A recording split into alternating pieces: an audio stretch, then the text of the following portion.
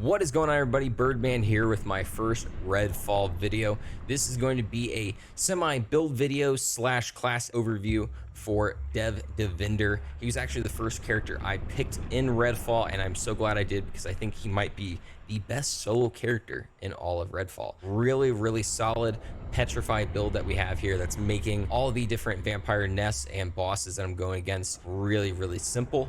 In this video, I'm not going to show anything very spoilery. I'm just going to be going through the vampire nest and a fun little world boss that kind of shows up in the game every once in a while at the end to kind of show off how powerful this setup is. But before we get into anything, I just want to let you know this video is sponsored by Redfall. No, you can click the link in the description below to pick it up yourself. I definitely recommend doing it because so far Dev is super fun, and I'm guessing the rest are going to be exactly the same once we get into that end game and we're using some higher end gear and having more skill points in our skill tree. So again, know that there is going to be a lot of fun Redfall content on the channel here soon. Now, I know you can follow me over on YouTube and Twitter at Byrdman778. I know we're going to be doing a lot of this stuff here soon, so give a thumbs up, give me recommendations in the comments down below, and again, pick up Redfall for yourself. Now, let's jump right on into the build. Let's first go over the loadout for this setup. I first want to preface, I'm like really not even that far in the game right now. I am really only level 16, haven't even hit the max yet, haven't even gotten that many Vampire God remnants. So again, this setup as is already pretty busted, so it is something that I can definitely recommend people going into pretty early into the game. For weapons, I would say definitely have a shotgun, an AR, and a UV beam on you at all times for a petrified build, just because I think these are going to be the best overall weapons for taking down enemies, setting them up in a way that we're able to maximize, especially our super. First off, the shotgun I'm using is the disproportionate response. It's a semi-automatic shotgun. It is an unrivaled rarity, which is the highest it can go. Killing an enemy with this weapon grants 20% increased damage for 8 seconds is the main perk on it. It shoots 2 extra pellets per weapon fire and shatters petrified enemies 50% faster. Really solid, obviously, for using our ultimate ability and then being able to maximize as much as humanly possible, especially that extra petrified shatter damage. For our AR, I'm using a Firebird AR. I really like this one because it's a Firebird and my name's Byrdman. Anyway, the perks on this one is weapon damage extra 20% and shatters petrified enemies 50% faster. Really solid all around. It's been really dependable and very solid. And then finally, a portable UV beam, the Medusa. I really like this one just because, especially against underbosses or just the special variations that are out in the wild, it's really nice to get them stunned and maximize with maybe our shotgun or something like that, not really having to worry about them using their abilities, especially siphons. Siphons really suck to go against, so using this against them is really good to do. Mine has increased hip fire beam range by 50% and no movement speed penalty while aiming down sights. The remnant I'm using is an unrivaled rarity. Butterfly needle. Killing a human regenerates 5% of your ultimate power. This is actually solid, especially before going into, I would say, a vampire's nest. If there's like some cultists outside or anything like that, you can just kill them real fast and get a little bit of ultimate before you go in.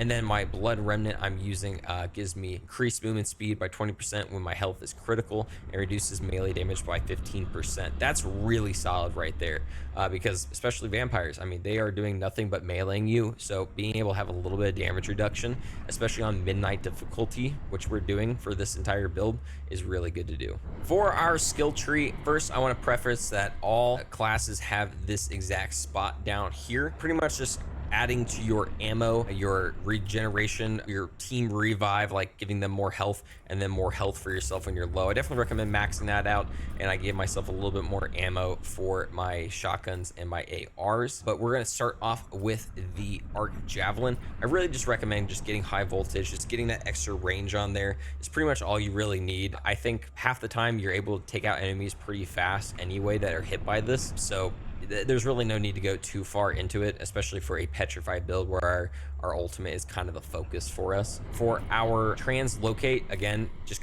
go into ambient recharge, just get that faster recharge rate on it. That's really all you need to do for it, because translocate is just pretty much a mobility utility device. I think that's all it really needs to be, because it is just solid as is. And that's why I think Dev is maybe the best character because he has such a great range of abilities here. He has mobility here. He has his ultimate, which we'll talk about in a second. And then he has the arc javelins, able to stun enemies and help you out in that regard. And he has some really solid abilities up top we'll talk about here in a second. For our Blacklight ultimate, this is going to be obviously the focus of this entire setup, since we're able to maximize pretty much just petrifying vampires, and especially again in the vampire's nest, using this as much as humanly possible. I'm able to activate this typically and get it back almost instantly if I'm able to get enough vampires in its range. So I think it's about 6 or so will give it to you back almost instantly, but if you get about 5, you can pretty much just find another one right afterwards, hit him with an arc javelin, kill him real fast, and then almost have your Blacklight right back. I don't think you need to go into the rightmost area. I mean, at least for how I am right now, I'll eventually go into it once I get more skill points, but at least at level 16, it doesn't feel necessary, especially again in those vampire nests. Going down the middle though, we're going to get photon sharpening. Petrification from Blacklight lasts longer. Definitely recommend this just because sometimes you have to reload, and a vampire, you know, coming out of that while you're reloading would really suck. So having that is really solid. And then UV saturation. Enemies staggered by the Blacklight take more damage from all sources. Again, just activating this and then all of a sudden enemies just take more damage. It's an easy pick for me, honestly. Lumen intensity, increase the radius of Blacklight's effects. Obviously being able to have a wider range of that, especially in the vampire nest, I would say, where sometimes a few will kind of like run in out of nowhere, then being able to almost instantly be affected by it and then not really having to worry about that danger is really good to do. And then also energy redistribution. Blacklight lasts longer. Again, it just being able to go a little bit longer is good because, you know, obviously. For the abilities up top, these are kind of just things to help complement the character all around. Obviously, we picked 3 of them. First off, go get them, Dev. For a few seconds after an enemy first notices Devender, Devender deals additional firearm and melee damage. This is really great for, like, again, if maybe you don't have your full ultimate, you only need 1 more vampire kill to get it, you're able to, you know, throw an arc javelin at a vampire, stun them real fast, kill them, and then get that. Just having that extra damage is just really, really solid. Muck about, receive more support from salvaging gear. I think the loot economy in the game is probably one of the biggest cons of it. I just really don't like how much things cost, how the inflation of the game goes up, and then just how hard it is sometimes to like really take advantage of the economy. So having something where I'm able to get a little bit more bang for my buck for just 1 skill point is obviously a really solid choice. I just think for the quality of life of the character. And then finally, Night Hunter Devender's firearm and melee attacks cause vampires to go into their vulnerable state sooner and stay vulnerable longer. Again, if you're going into vampire nests, having something like this where you're able to, you know, have a crowd of them come at you and be able to have maybe a few of them stagger for a second and be able to get your bearings is definitely really advantageous in my mind. As you go through the game, you're going to be picking up grave locks, or just like little consumables around the area, and as you pick them up, you will start filling up tiers that will give you a tier bonus. And the tier bonus that I currently have activated is automatically regenerate first 10% of ultimate power. Again, this is just really nice for something where our ultimate is the big focus of the build. Quick thing I will mention, once you hit level 10, you're able to reset your skills here down below. I would definitely say focus on as good of quality of life from the start as you humanly can. But once you get to about level 13 or so, you can actually take advantage of this setup as much as you humanly want. I'd probably say the first things to let go of is maybe the extra ammo up here, and then also the muck about. Definitely feed into your Blacklight as much as you can. Take advantage of the recharge rate on translocate, and maybe don't have to get high voltage for your arc, but I just think it's something nice to have.